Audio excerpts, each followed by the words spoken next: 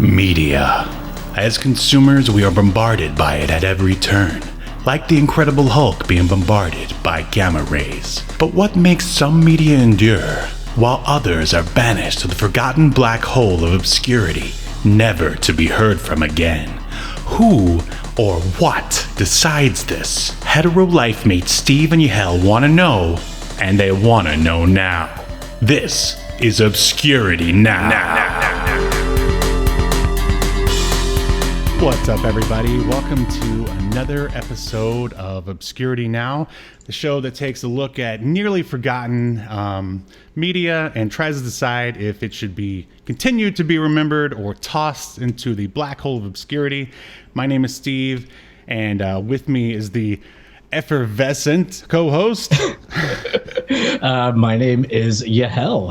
How's it going, Steve? I'm doing great, man. How are you doing? Are you much better? Much better. Yeah, good, good. Why were you absent from what was supposed to be last week's Seaquest episode? The UEO wants to know. Yes. I know Roy Scheider has been tweeting from the grave, demanding to know. No, I caught COVID. I am vaccinated. I had one of the breakthrough cases. Lainey got it as well. And I just had like a tickle in my throat for a few days. And honestly, like I felt fine. Like I had still been running. In fact, the day I tested positive, I ran 2 miles. Wow. So, but it just like wasn't going away. So I got tested, and sure enough, I was positive. And overall, pretty mild symptoms, I would say. The worst of it was maybe just kind of feeling tired. And that was like very up and down. Would you say you felt a little seasick? Yeah. They told me you might experience some seasickness DSV, and I was like, what? And then later it was upgraded to Seaquest or Seasickness 2032. Seasickness 2032. Yeah. Oh. That's towards the end of it that it changes names. Right. And then after the third time you just die. But luckily it never got there. But you'd say people should still get vaxxed, right? And to stay away from Florida. Oh my God. Yes, on both accounts. So I got like the Regeneron treatment. When I said the symptoms were mild, I mean, when people tell you like they have mild COVID symptoms, they're not like mild symptoms. They're mild for COVID. So which is a very distinct difference. And I mean, I will say like, even though, I never had my oxygen drop or got a fever or anything. I did have like a fever for like an hour at one point, but it was mild, like 100 degrees. But you can definitely feel how powerful COVID is. It's weird. It's like you can tell there's something in your chest trying to burst out like aliens. No, but in all honesty, I mean, it's scary how you can really tell how powerful it is. And like I lost my sense of taste. Literally started eating lunch like normal this Saturday after the result or whatever. And a few bites in, I think I'm tasting this a little less. Anyways, by the 10 minutes later, my sense of taste was gone, and I couldn't smell anything. Wow. And I mean, in here, I'm sorry. In here, I was just afraid you were going to lose your sense of taste for the obscure, and then I'd have to find someone else, like, or. My sense of taste and smell is like 75-80% back already, though. That's good. Which is pretty good. But the one thing I will say is like you definitely want to get vaxxed. I went Saturday after and got the Regeneron antibody monoclonal. That sounds so cool. Regeneron. Yeah, right. I went in there. All right, make me a badass. Yeah. I want to be Optimus Prime. Damn it. And they're like, "Sir, shut the fuck up and sit down." I wonder how many like fanboys just go in there and I don't know, like make a bunch of Transformer references. The last thing I'll say about it is like this was the treatment that Trump got, and it's free here in Florida. So I was like, you know what? Why take any chances? Let me go ahead and get it. And anyways, people can like look up and see what it does, but it's very helpful. But there were people who were unvaccinated. Most of them were people that were unvaccinated, and they sounded like they were on death's door. There was one dude that came in literally at about the same time I did, and he said that he told me that he had just all he had was a little scratch in his throat and a very slight cough. And he had also, basically just like me, found out he had it the day before. And today was the first day of him having any symptoms. Wow. That was the day. So really, he's like on his day one, basically. And by the time he unvaccinated, his wife or somebody was making him go get this treatment. He did. I don't think I need this. Anyways, after you get the treatment, which by the way, 4 shots, 2 in the back of your arms, 2 in the stomach. Good times. You have to go to this waiting area for 60 minutes just to make sure you don't have like an allergic reaction or something. Anyways, this guy was getting worse like by the minute. Like even just waiting to get the treatment.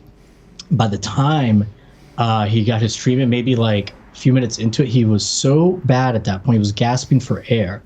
And he had to get taken out in an ambulance. I mean, like that. Wow. And dude, like I overheard people like talking about how they couldn't believe the ivermectin didn't work. Which that horse dewormer. Right. Anyways, and I talked to the nurses and they said basically everybody there that's in really rough shape was unvaccinated. So yeah, I'm very glad I was vaccinated. I mean, pretty mild. By Friday I was already negative. So lasted about a week, and the last couple days, I mean, I was feeling pretty good. Good, man. Get vaccinated. You won't die. Yeah.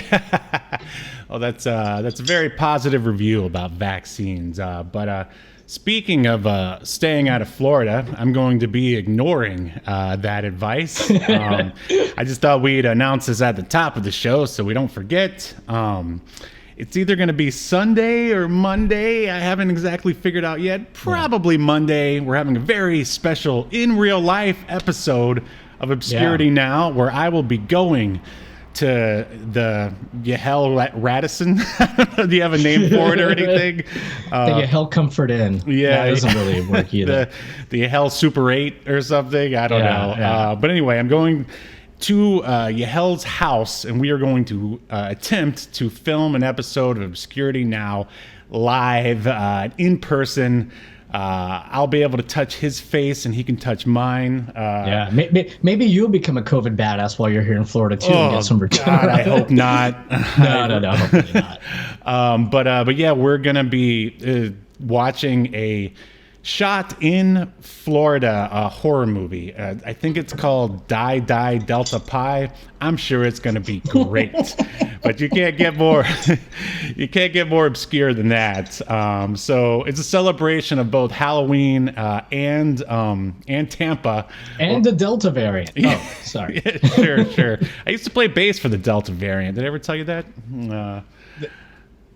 Was that really a band you were in? No. Oh, I don't know. You were in so many bands, Steve. I know, man. I know. But anyway, I'm mad, Yahel. I'm mad that we're not living under the sea in the future, and instead you have to battle COVID, and the whole world has to battle COVID. So why don't we discuss why we aren't living under the sea with talking dolphins and Roy Scheider and Ted Raimi and his skin. Yeah. He always looks so tan. But anyway, yes, we're here to talk about Seaquest, everyone. Let's see, I'll go with the... It premiered this, we're talking about the Seaquest pilot, to be more specific, premiered September 12th, 1993. Now, did you watch it live, Yahel, when it premiered? No, I didn't, Steve, because it seemed to me that they were just trying to do Star Trek in the water, which I guess they do actually end up trying to do in the second season going forward. Right. And it just seemed fucking lame to me. Really? Oh, man, I was all on board for this. I don't really I don't really know. I think I was just... Maybe I was just into all things sci-fi back in the 90s, and I was just like, oh, talking dolphins, submarines, like, sign me up. I mean, I don't know Jonathan Brandis. Yeah. Well, he did make quite an impression on me in both Sidekicks and the Rodney Dangerfield classic Ladybugs. Oh, Jesus. Yeah. Oh, man, that movie's hilarious. We should do that one eventually. Sure. I've never seen it. But yeah, I watched, I think I may have actually watched Seaquest all the way to the bitter end. Like, I remember when Michael Ironside took over, but before we get to... Steve, it sounds like you have very fond memories of it if you think you watched it all the way to the end. 3 seasons, Steve. 3 years of your life, and you're like, I think I might have watched the whole thing. I mean, it's so long ago. It's like 20 plus years ago. But I just, all right. You know how it was back then. There were no streaming services or DVRs. You just hope to be in front of the TV when the thing was playing that you were watching. And but yeah, I remember it was really weird for the premiere of either the second or third season, whichever one they did the future jump. But so when did you jump on the Seaquest bandwagon, or did you ever? I do remember that around the second season, I tried watching a few of them. Because the commercials made it seem like they were doing some more, like more sci-fi-ish stuff. I think I watched like because I think they did a few time travel episodes. I watched one of those. I do remember, and I remember they started introducing like aliens into the show. Right. And so I gave it a shot, but I was like, man, this is like bad Star Trek. Is basically what it. Which, to be fair, that is what Roy Scheider himself said. Actually. I was going to read off the quotes from the wiki later on. Let's just jump right into it. I'm going to go ahead and I would like to mention, though, Human Hyperbole commented in the chat that it's a blur of dolphin puppets, 90s mop hair, and suddenly Michael Ironside for me. Suddenly Michael Ironside. That should be his like reality TV show. This should be that should actually be the description of Seaquest, like on streaming services. A blur of dolphin puppets, 90s mop hair, and suddenly Michael Ironside. Yeah, that should be the title of the third season, like opener, like episode 1. Suddenly Michael Ironside. And Stika is here as well. Thank you for joining us. But go ahead, Steve. I didn't mean to. Yeah, welcome back, fellas. Now I was just gonna jump into the feature presentation, and we will continue.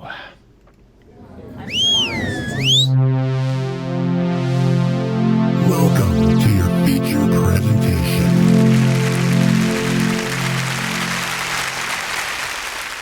So just to pick back up, so basically, prior to rewatching this pilot, you've just sort of seen a couple of episodes here and there. You were never really like, you would never like come to school and be like, hey, guys, guess what I saw and what I'm totally into now. I would never come to school and be like, hey guys, are you a Seaquester too?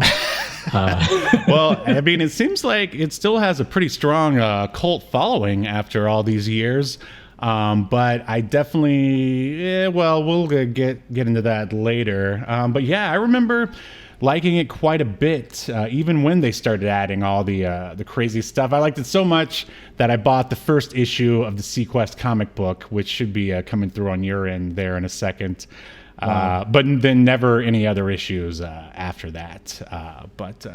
Anyway, back to the IMDb here. So basically, your initial impression of Seaquest is this is Star Trek in the ocean, and dude, that's just lame.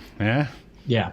And looking in the chat here, Stika also only remembered the Sega. He actually only knows it from the Sega Genesis and Super Nintendo game. But Human Hyperbole said that nobody at school watched it, and I felt like I was hallucinating it every day. I watched it, and I think my friends may have. My friends who are imaginary, of course. But I do remember like a couple of people watching it at school. A couple of losers. They weren't at my Star Trek table in the lunchroom. Yeah.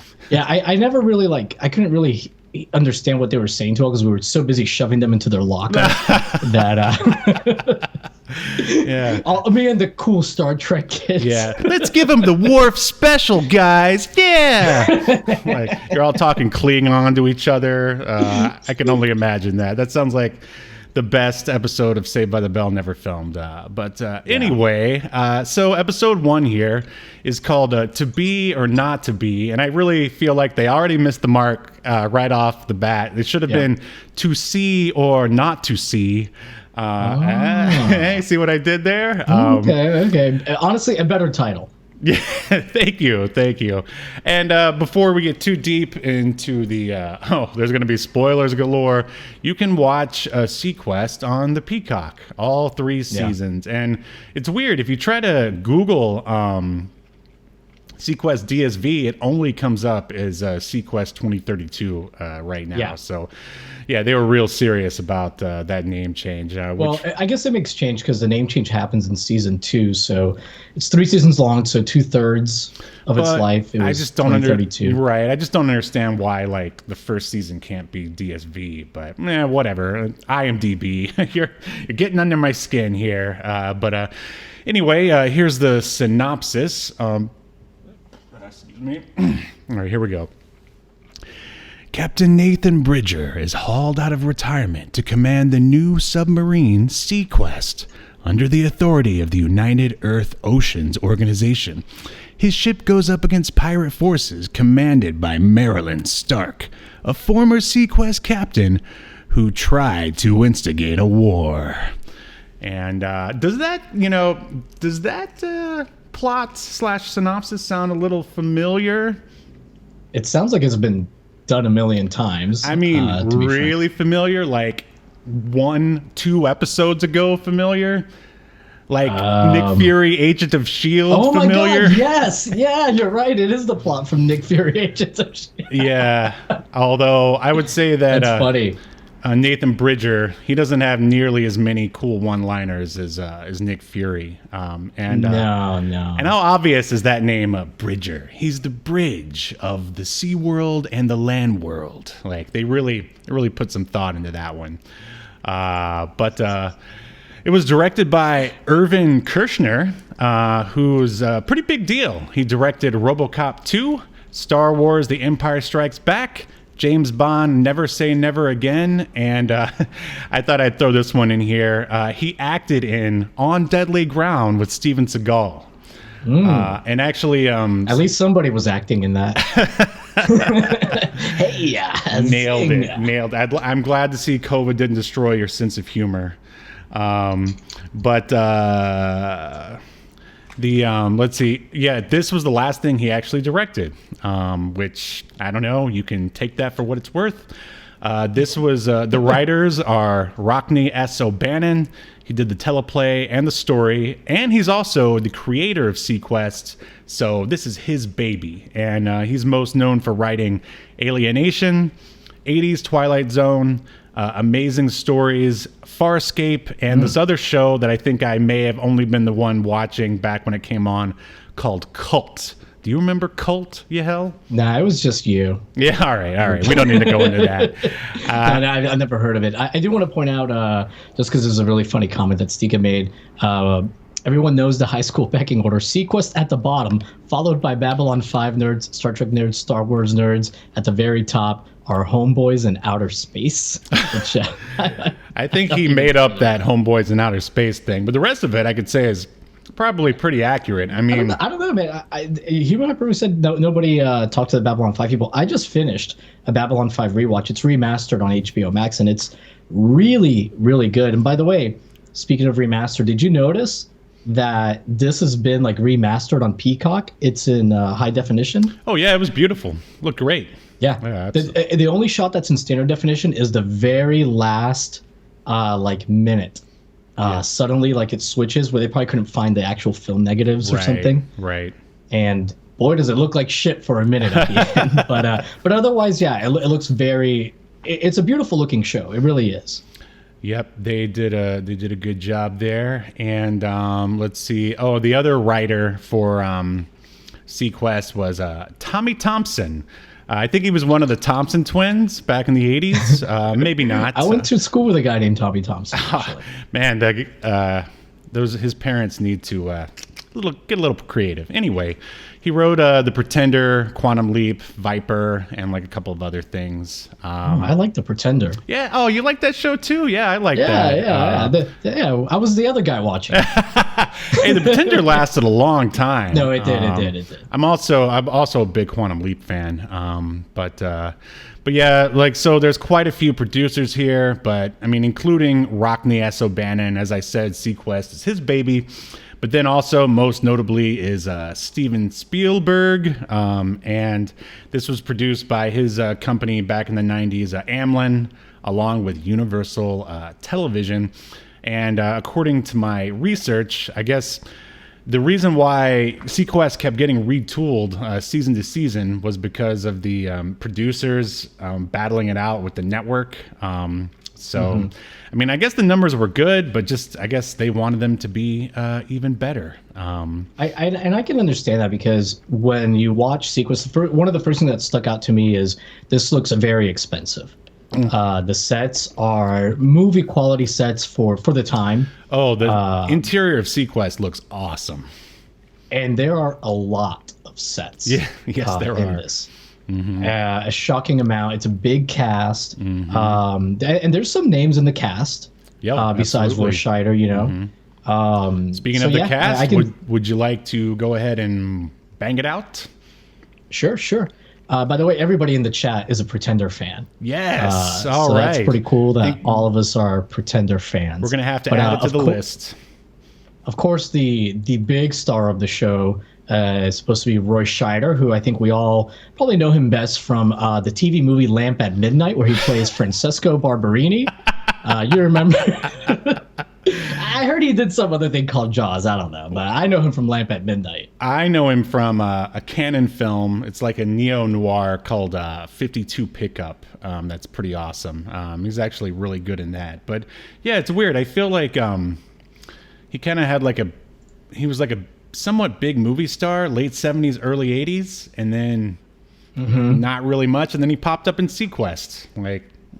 Yeah. And I think I kind of understand why after I read those quotes, but we can get to that later. Yeah.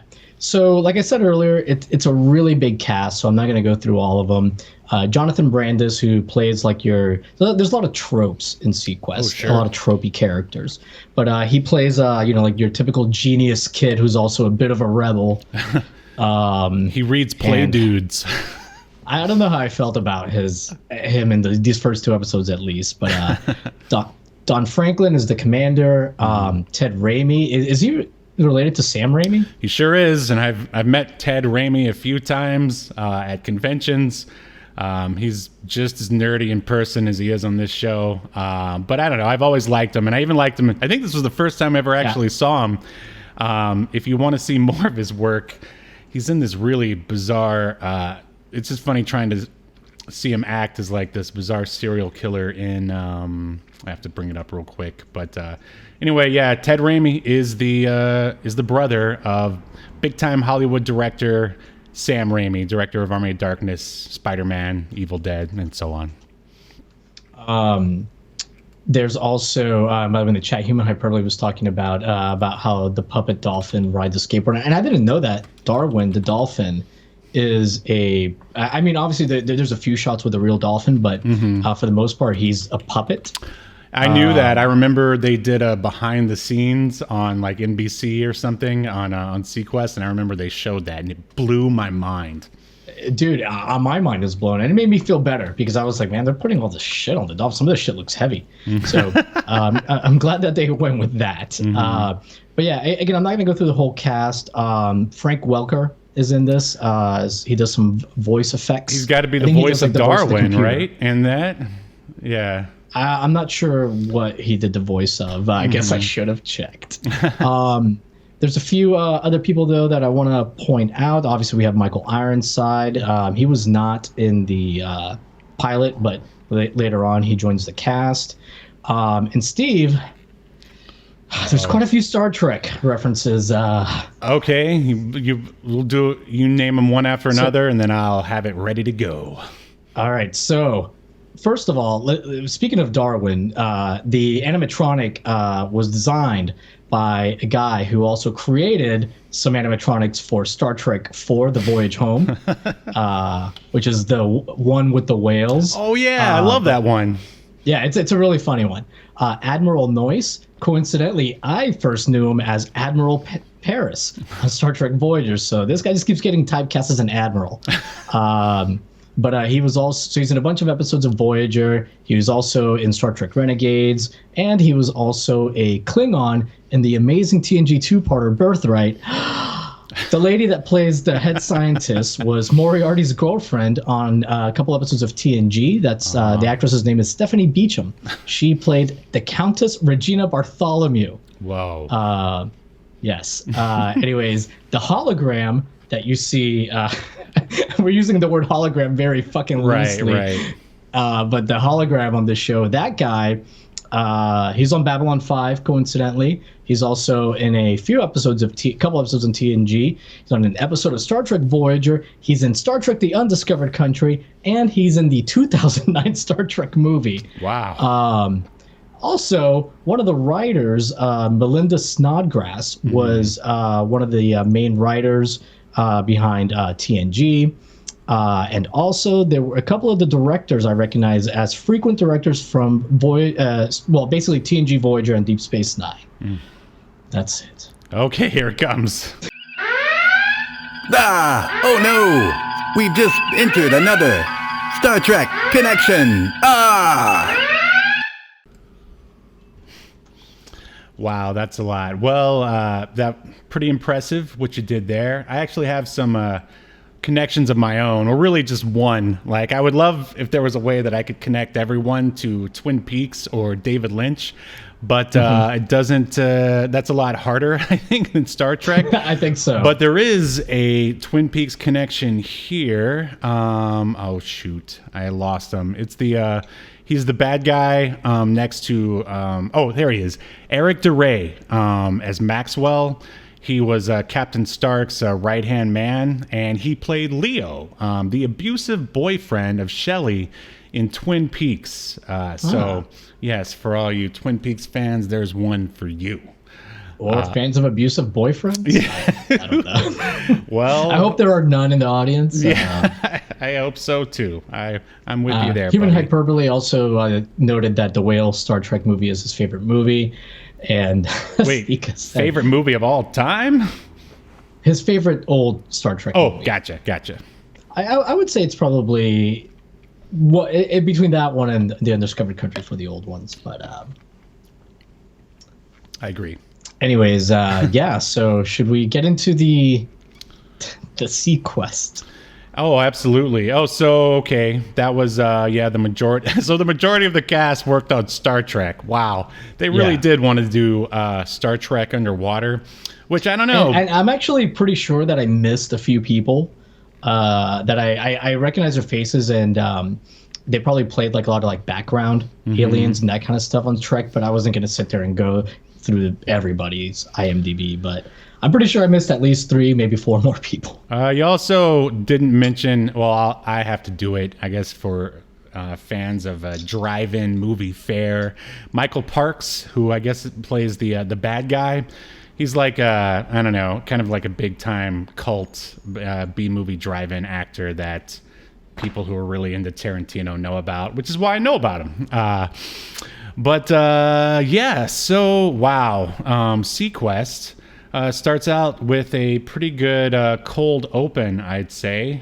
We actually start out on Captain Stark's submarine, and Captain Stark is basically I wouldn't say she's the lead bad guy or antagonist. She's the mini-boss, if you will. Yeah. Is that fair to say? Yeah, I guess so. I wasn't... she was one of my least favorite characters on the show, I will say. I felt she was pretty generic. There's no real motivations given to her. I mean, I would say let me explain. Well, okay, go ahead. In the second half, she technically has motivations like of revenge, right? But initially, we don't really have any motivations for her, like why she wants to instigate this war. And she's so like she's over the top bad guy, but not quite over the top enough to be hammy and fun. Right. Yeah, with a show like this, that's a tough line to walk. I agree. I didn't like hate her complete. Like she was basically doing that thing where like, you know, I'm acting like I'm the bad guy so people know I'm the bad guy. that kind of thing. And she's got some weird lines too that are like not great. Like like when she's talking to what's Roy Scheider's character's name? Captain Nathan Bridger. She's I don't know. They say they're about to face off. She's like, we'll have to see who gets the last whatever or something. It's just like I don't know, little generic. Her big line was And they also quoted it on the IMDb, I believe, is like, "I've already beaten the Seaquest. Now I just want to watch her drown." Yeah. Almost Nick Fury-esque, but nah, not exactly.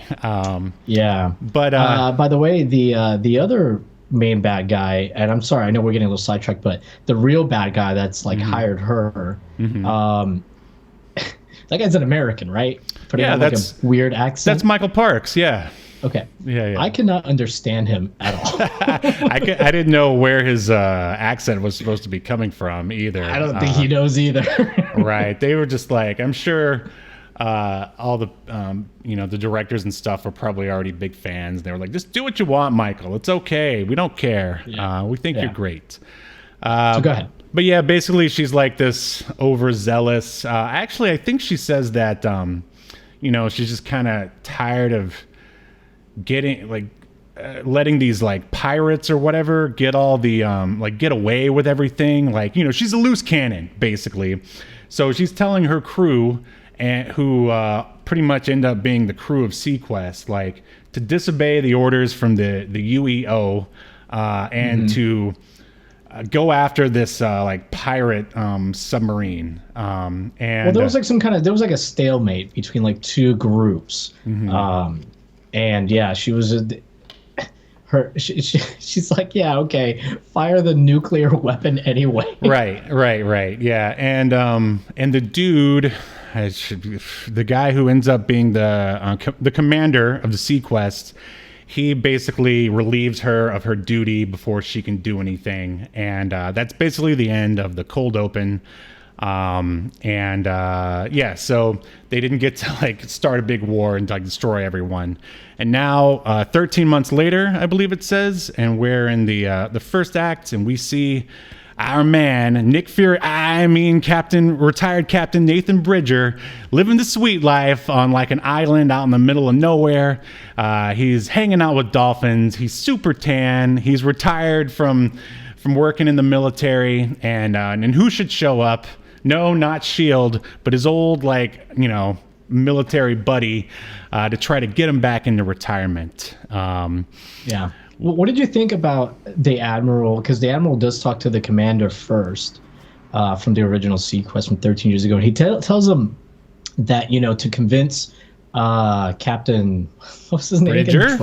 Bridger. I don't know why. Nathan Bridger, right? I can remember his first name. Yeah. But anyways, to get Bridger to agree to take over the Seaquest, the Admiral's big plan is to have the commander act like an idiot and like he's incompetent, right?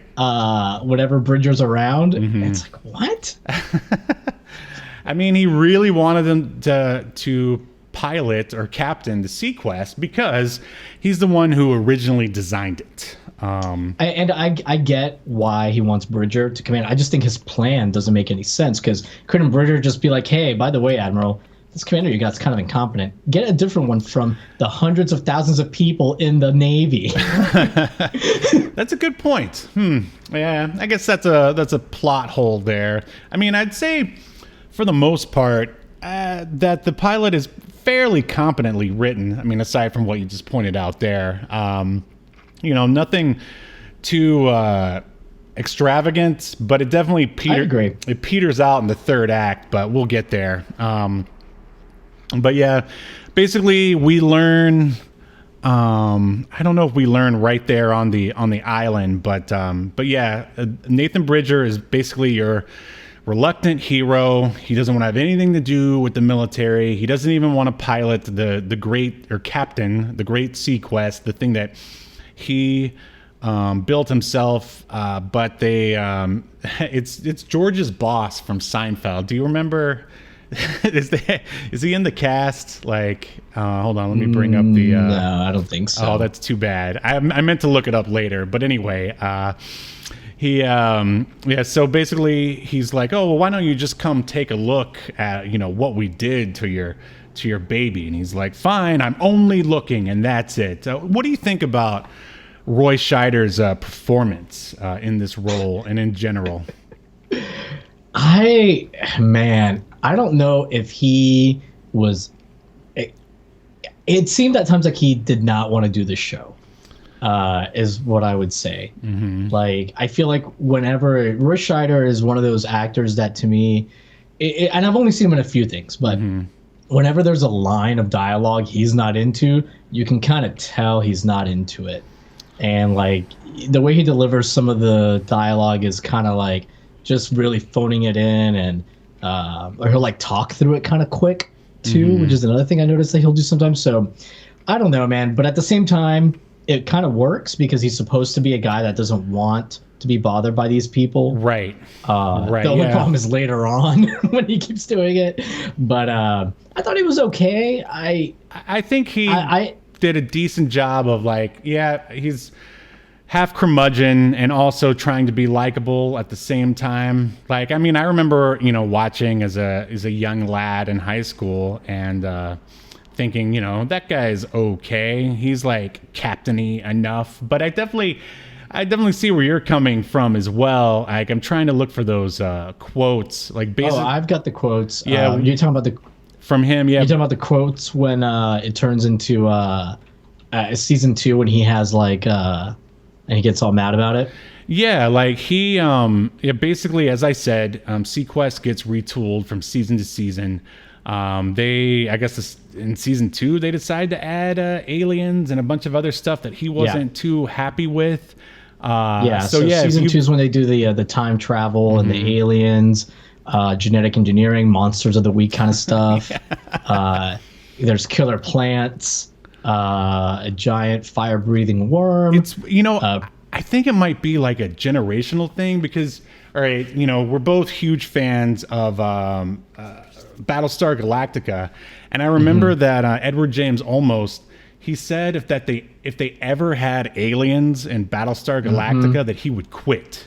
So I mean, I don't know. I think it's just a generational thing. I mean, that would have kind of like thrown this show completely out of orbit.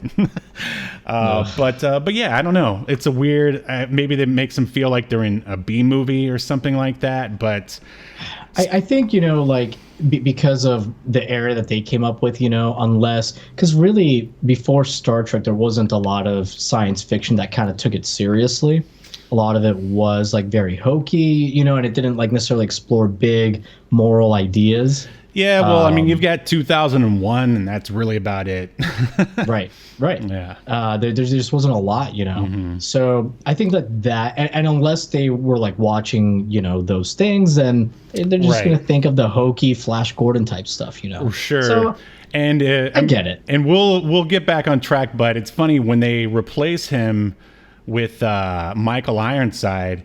It's then said that Michael Ironside had a lot of problem with all that. More fantastic stuff too, to where he's like, I'm not gonna do it unless you like write it out. And it says here that he didn't want to talk to Darwin. Who doesn't want to talk to a talking dolphin? I mean, but see, that bothers me because Ironside knew what he was signing up for. Right. Because he doesn't come into season 3, I think. Yep. He's only like in 13 episodes. So at least with Roy Scheider, this is the quote. And this is from an interview he gave during the 2nd season, so it's on the air. Right. This is him, quote unquote, promoting the show. He says, "It's childish trash. I am very bitter about it. I feel betrayed. It's not even good fantasy. I mean, Star Trek does this stuff much better than we can do it. Not only that, much better than we're doing it. He's saying much better than we can do it. Right. To me, the show is now 21 Jump Street meets Star Trek." Yeah. That sounds like the critic reviewing a show or something, or a movie. Yeah, so he also said that it became more of his character became more of a combat commander than a scientific commander, and I hadn't signed up for that. Right. So, yeah, and that's what makes me believe that that's why we didn't really see Roy Scheider in like a whole lot of stuff. He just, I'm guessing he's kind of a little hard to work with.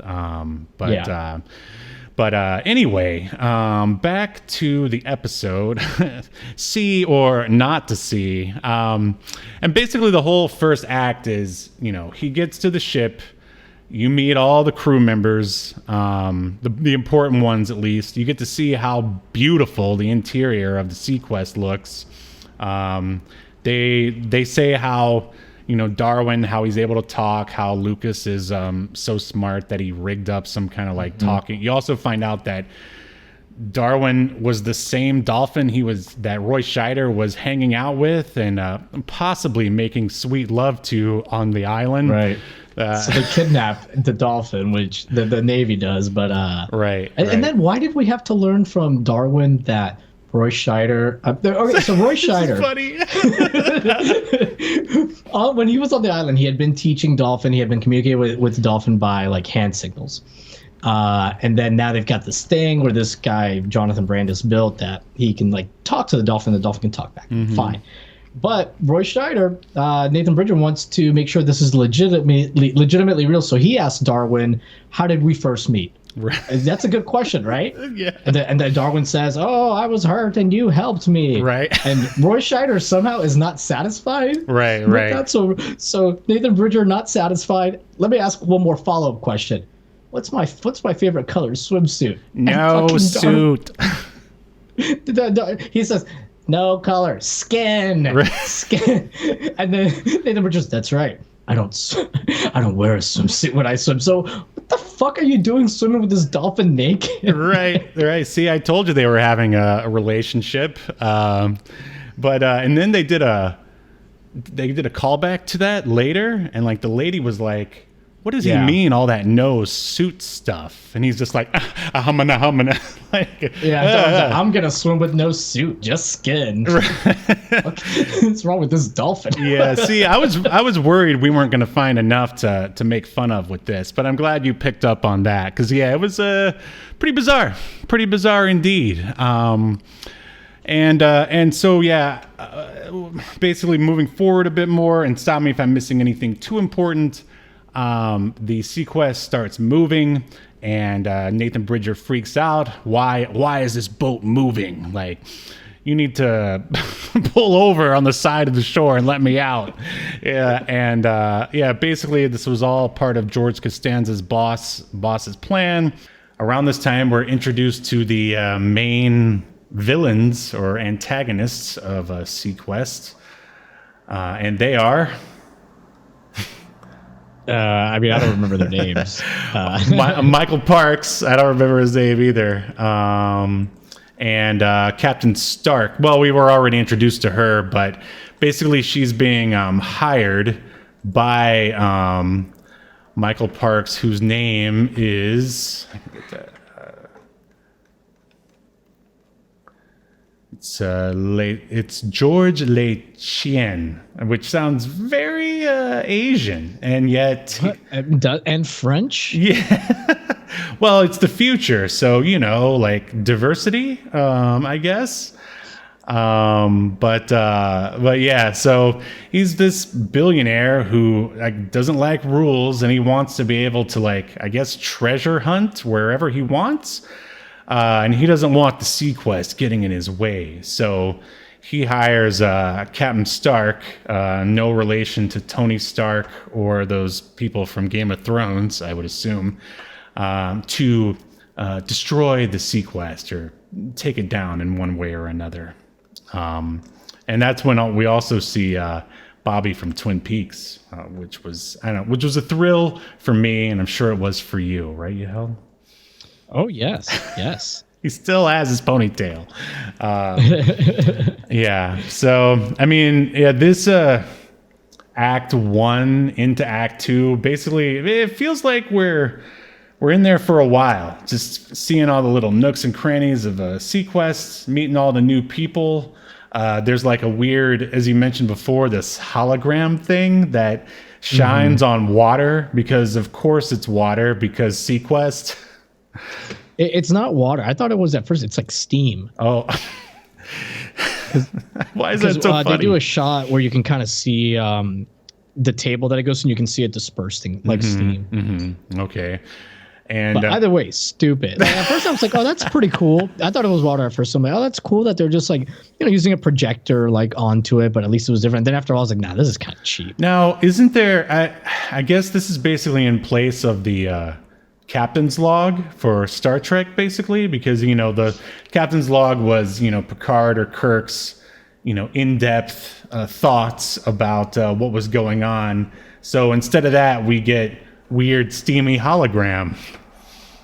Yeah, I wasn't like crazy about it because it didn't seem like Nathan Bridger didn't seem like he's the type of person that would like use a hologram as a sounding board to figure out his problems, and that's what he is. Mm-hmm. And he even had he has a heart-to-heart conversation with the hologram later on, and Nathan Bridger says, "Oh, I'm really glad you came along for the ride." That's like, well, what I think is funny is that they made sure to say that I think it was the hologram itself was like, you can change my image by putting a photograph in my databanks, which is a foreshadowing for what happens at the end of the episode. So at this point, I think Nathan Bridger was already freaking out because the ship started moving. They go after. Let me check my notes. They eventually run into Captain Stark and her team of rowdy pirates, right?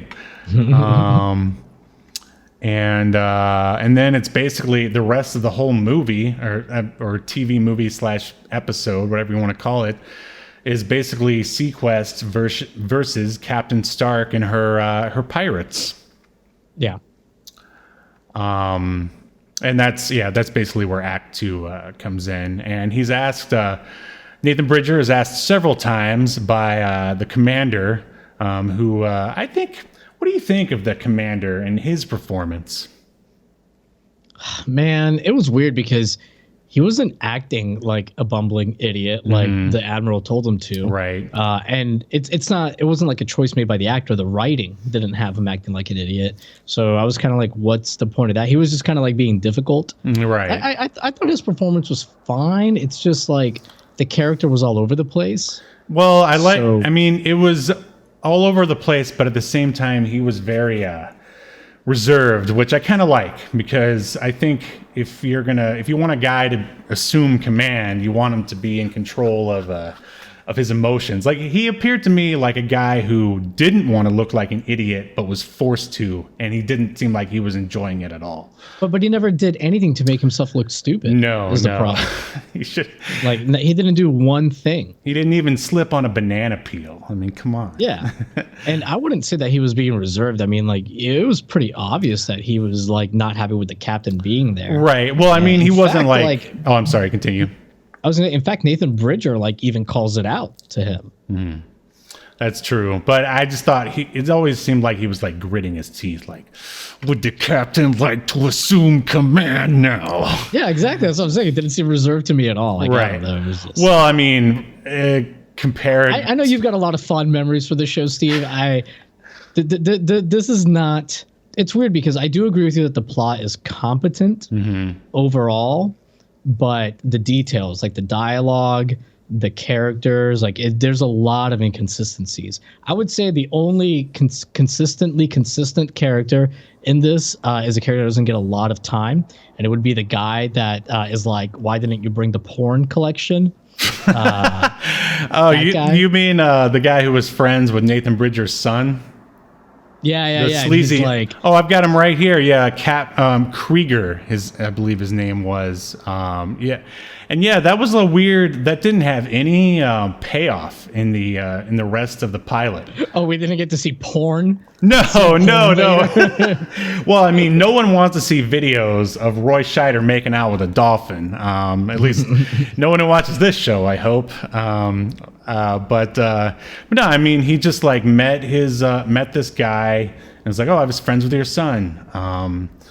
And I was like, "Oh, this guy's gonna end up this." I immediately thought "Oh, this guy's gonna sacrifice himself in the end or whatever." He's like, "I'm gonna do it for your son. I'm gonna do it for you." Right. And maybe that happened 3 or 4 episodes. It was just basically he was just there to establish that he was there so he could be used in future episodes. But he really didn't do anything within the span. Yeah, he was kind of comic relief. Yeah, well, which was good because this needed, aside from Roy Scheider swimming naked with a dolphin, this needed a little more levity for sure. And the hilarious Lucas reading. I think it's actually Playpen, or like, did they just showed him reading porn for some reason? Because he's so edgy and in your face, and works out with George. But you know what's weird? He was reading it. Yeah.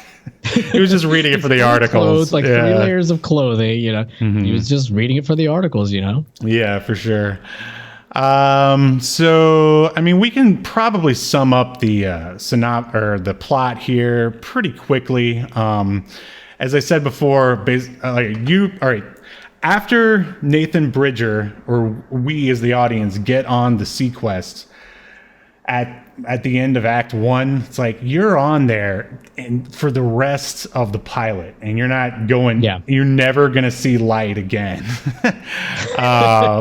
And I could see that as kind of being it's kind of a problem for like the average viewer, because it does start to feel like just sort of claustrophobic after a while, and it's like, when am I going to get to see the sun again? And it also plays to the end of the third act, when it's basically Bridger versus Stark. They also revealed that Captain Bridger trained Captain Stark. I mean, I guess to make it more personal or something. The art of war. Yes, exactly. As they say. So they're having their standoff at the end. And, you know, I thought they were going to go, you know, I've seen this before, but obviously it's been years and I completely forgot about it.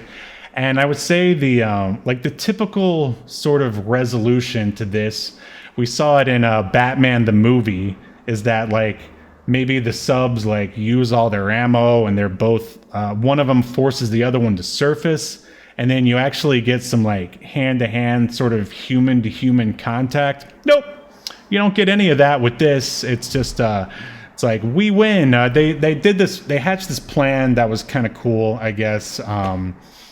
They needed. Can you describe the plan in which they used Darwin? They basically. Their Stark earlier, she had alluded to how she's already beaten Seaquest. Mm-hmm. She just wants to watch it drown, and what it is that 13 years ago. This doesn't make any sense either. So 13 years ago, she puts a virus on board Seaquest, presumably after she's been relieved of her command, because the commander of Seaquest, the guy that would become commander of Seaquest, didn't want her to fire the nuke, which is in violation of the orders that they were given anyway. Right. So I guess then she was allowed to go back to her room, and she just had this virus ready to go. Yeah, that was weird. You know, if you're violating orders to like shoot a nuke at another boat, you're gonna at least get a court-martial. You know, you're not gonna be allowed to like do stuff. Right. Right. I think I know the whole point of the virus. If I can jump in there real quick. Like, I think obviously the Seaquest could have easily destroyed Captain Stark, or really any submarine, because it's so freaking massive. They just needed something to like cripple it for a bit. It's like when Superman gets like, you know, punched with the kryptonite ring from Batman. Yeah, that's basically why it was fine. there. I get why they needed it. Mm-hmm. I think the way they did it was stupid and nonsensical. A better way is, you find out that one of the new crew, or like a traitor, snuck on and just inserted. And like the thing is, and the thing is, Steve, she didn't do anything to trigger the virus. It just like happened to go off 13 years, like right at the right time. That's true. That's a good point. So I'm telling you, again, like the overall ideas in this pilot are good. Just like the execution, the details, like not good. Not paying attention to detail. But anyways, so yeah, there's this stupid virus that disables like their sensors, and it messes with their ability to fire weapons and that kind of stuff. So they need, in order to be able to and they get hit by a torpedo from Stark's boat that kind of disables them too further. And in order to fight back, they figure out a way to get around the virus. And there's some awful like 90s fake computer tech talk, like when Jonathan Brandis is trying to figure out the virus, like, oh no, the virus has watchdogs, and literally the computer starts playing barking sounds. Oh gosh! Speaking of the 90s, like the most 90s shots in this entire pilot is when the lady uses VR to pilot the hyper reality. Yeah. That was so hilarious. Stay tuned for our Lawnmower Man episode. It's going to come out eventually. So anyways, they need Darwin to put a tag on the boat. and then they'll be able to use that to manually shoot a missile, and the missile can use that tag on Stark's boat to know where to go to hit her. And this does call back to at the very beginning of the episode where we see Captain Bridger with Darwin at his island, telling him to go tag something. I don't know what the fuck it's on to tag or why. Tag me, Darwin. Tag me. Tag me. Tag my testicles. Yeah, so they tag the boat, and then they're able to fire. And before that happens, Bridger does speak to Starks, and they just have like typical, I'm an evil bad person, right? And checkmate. You're a good guy. Yeah. Nothing to write home about there. And yeah, I mean, that's pretty much it. It was a little anticlimactic, the finish. Like, they just shoot a torpedo, and that takes down the other boat. Right. Like, I felt that they needed at least something. Like, all right, so let's assume that they spent all their money on the interior of the Seaquest, not to mention their computer-generated, like, exterior underwater shots, which, I mean, you could tell there's definitely a lack of those, but I feel like they're pretty decent because the dark, murky depths of the sea keep you from being able to tell that it's obvious 90s CGI. Yeah, I was just gonna say, like, being so dark and murky like helps add to the realism, and it really covers up a lot because there's a few shots where they do get close and something's kind of better lit to like they sent a probe at one point or something, and there's a couple of shots where it's like, ooh, the light hits and you're like, ooh, it doesn't look too good, but for the most part it looks pretty good. Unfortunately, because it's so dark and murky, I would also say sometimes it's hard to tell what is going on. Right. Oh yeah, absolutely. Like, I have no idea what the shape of the Seaquest is, for example. Well, I mean, here in our slideshow, there's like an entire map of a schematic of the Seaquest. Right. So you pay attention to that when it shows up. But right. So, but unless you're looking up schematics and pictures, like you can't tell from, at least in this episode. See, I think it's funny that you brought that up. I have a feeling that they did some like focus groups down the line. Because I remember in the premiere for either season 2 or season 3, when they're in the future, the Seaquest is like out on land, like fully lit, like so you can see the whole thing at one point. And I just, it just sounds like, market research or whatever. They just got some regular people and are like, why can't I ever see the Seaquest? And they're like, oh, we gotta fix that for them. It's like, but yeah, you're absolutely right. Like, I just felt like they needed some sort of human to human like moment at the end. Like just as in Batman the movie, you force the subs to rise. Captain Stark, maybe there's like an action scene on top where there's like some fisticuffs or something. Maybe that's they go to the top? What's up?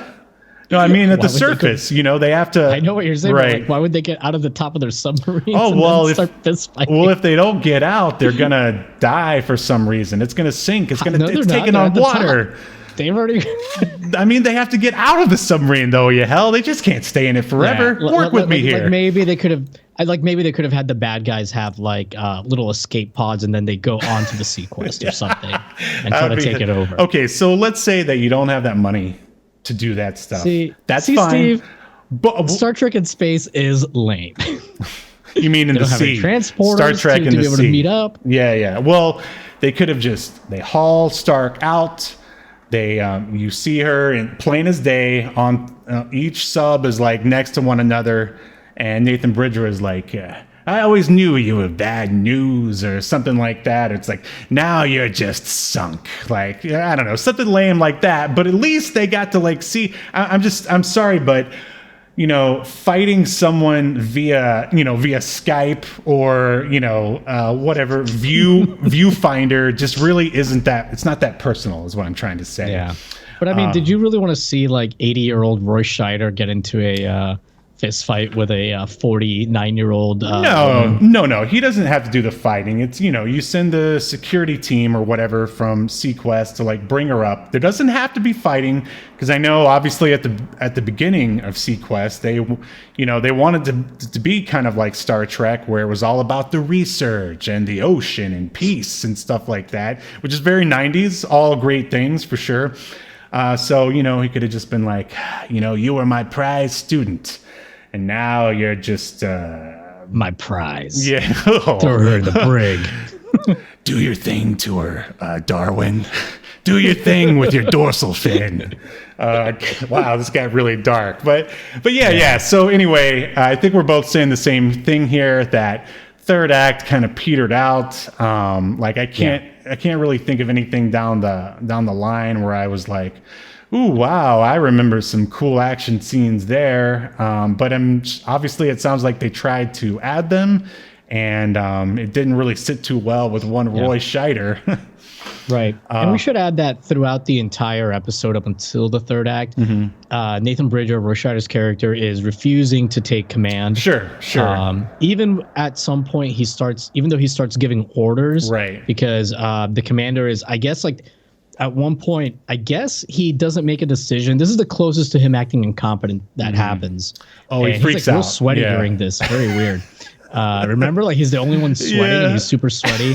And so I don't know if he was, and that's dumb, because I was like, well, if he's supposed to be pretending to be incompetent, can this guy make himself super sweaty on command? Because nobody else is sweating. I think the idea is that he was freaking out. The idea is like he's legitimately freaking out. Yes, but he's supposed to be a great commander. So now that goes against his character. Like, there's so much inconsistency with these characters. Well, they had to basically, blaze a path for one Nathan Bridger, because this is obviously his movie / his show or whatever. But why not have, because they had just gotten, this is like shortly after they get hit by the torpedo, why not have the commander guy get injured? And he's like indisposed, and now Nathan Bridger has no choice. Right. And now you don't have your commander look like an idiot or like he isn't good under pressure, like whatever, because later on he's fine. It's only this one time he's not good under pressure, so it's not like a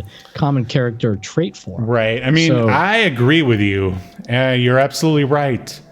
And it also, because the way Nathan Bridger starts to take over and starts doing orders, he's going against everything he said he was going to do before. Right. Because he just kind of starts giving orders, and then he just keeps doing it, and now he's in charge. But, I mean, they try to justify all that at the end.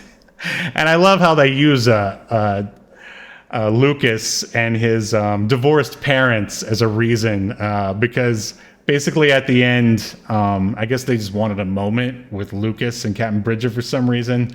Captain Bridger's sitting there at his desk or somewhere, and in comes Lucas, and he's like, it looks like you assumed command or whatever. And he was like, yeah, I guess I did, but I promised my wife. He's like, you're going to stick around? Yeah, he's like, I promised my wife I wouldn't. And then Lucas was like, yeah, well, my parents promised that they were going to be married, or that they were going to stay together, but they made each other miserable, and eventually they got divorced. And like, that was the catalyst for Roy Scheider. Yeah, because he's like, I guess they didn't expect things to change. Right. He's like, I guess it is okay to break promises. Thank you, Lucas. You're so smart. Do you have any more of that porn? Steven Spielberg. Yeah. Was like Spielberg a child of divorce? Or I think everyone was just divorce crazy in like 80s and 90s media. Like, that was, I mean, I get what he's trying to say, that like, hey, you made a promise under X circumstances, right, and the circumstances now are wildly different or wildly unexpected. Sure, it makes sense. So that promise, and the person you made it to even wouldn't necessarily even want you to keep it. So again, it's a good idea for a scene, but not executed well. And that is basically the Seaquest pilot, To See or Not to See, also known as To Be or Not to Be. Where have I heard that before? Oh, well, maybe I'm the one who came up with it. So basically, it's time, I guess, to answer the question.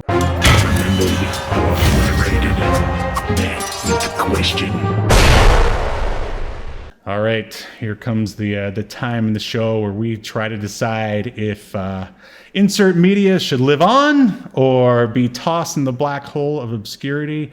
So, Agent Velazquez of the UEO, should Seaquest be remembered for all of mankind, or should it be tossed into the black hole of obscurity, never to be heard from again? Well, by the way, the UEO logo looks suspiciously like Star Trek's United Federation of Planets logo. But you have to admit the Seaquest logo is pretty awesome, though. Yeah, a triangle. Well, yeah, with the hammerhead shark as the Q, little Q line. No. It's good. Wow, you really hate Seaquest. I think I know what the answer is here. It's a good logo, actually.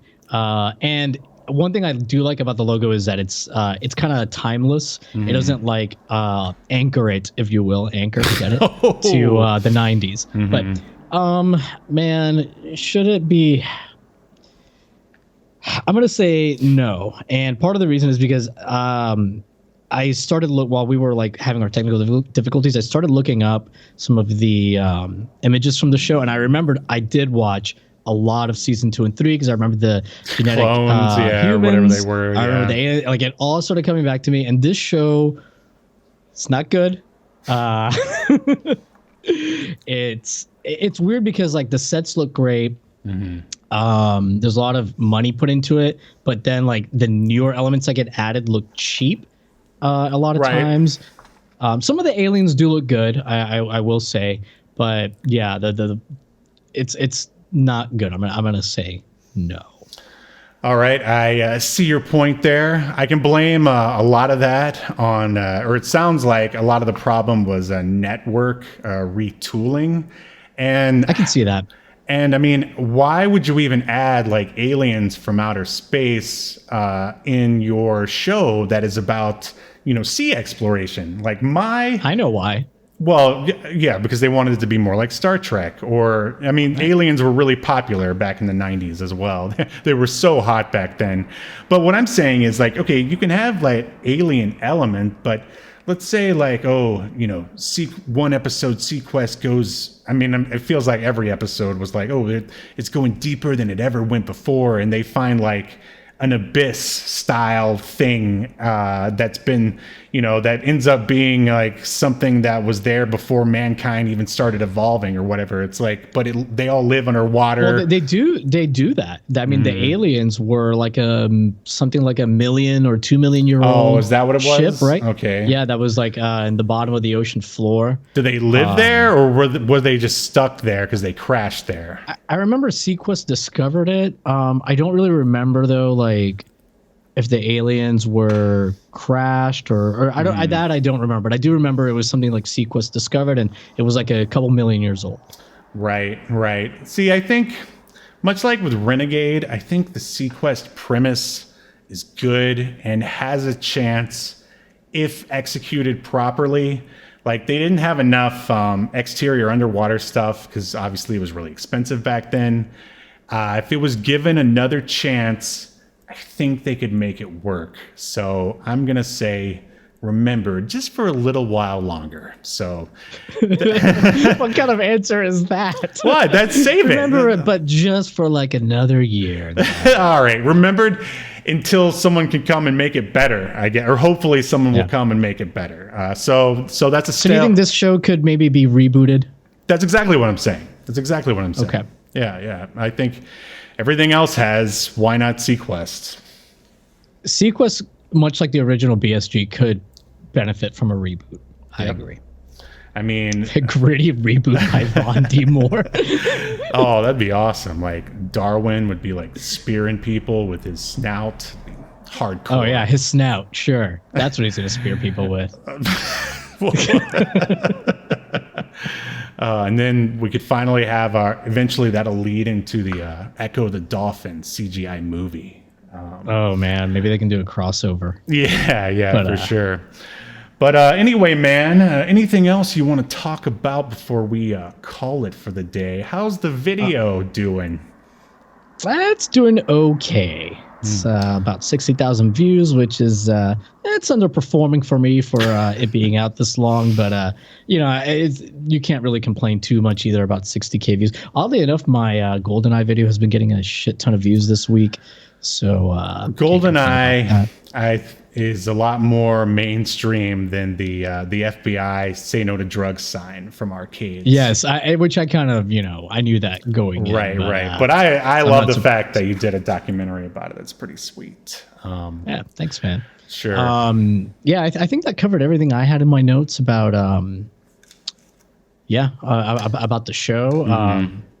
Yeah, man, it's a shame because I wish I would have liked it more. And there's definitely, it's a good concept, just a little wonky. It doesn't feel very 90s outside of like the hyper reality thing. Right. I will say it doesn't feel like a show that's like marred in like, oh, feels so 90s. Yeah, it's true. Absolutely. It wasn't like when we watched Generation X and they were playing Virtua Fighter in the arcade and Matt Frewer came on and talked to them in their minds. Remember that? Anyway, the comic book teaser is almost done. Like the cover is completed, and all it needs to be is colored. So I'll be ready to ship those to people in your email for free in just a matter of weeks. So make sure you tune in either next Sunday or Monday when we watch a Tampa shot horror film called Die Die Delta Pi at Yahel's house. It's going to be awesome. Yeah, can't wait, man. It'll be nice to see you, and I don't know if it'll be nice to see this film, but and I'm sure your equipment isn't going to screw up in the middle of recording. Yes. Yeah. All right, everyone. Well, we will see you next time on Obscurity Now. You've been enjoying Obscurity Now, a podcast that's recorded live to tape and streamed to Twitch and YouTube. Subscribe so you never miss an episode or hilarious quip. Take us with you by following the download links provided in the show notes to wherever you get podcasts. And take notice of our various social media links. If that's what you're into, I'm not here to judge. And make sure you join us live next week at 6 p.m. Eastern, 3 p.m. Pacific as we continue to discuss more obscure media only on Obscurity Now.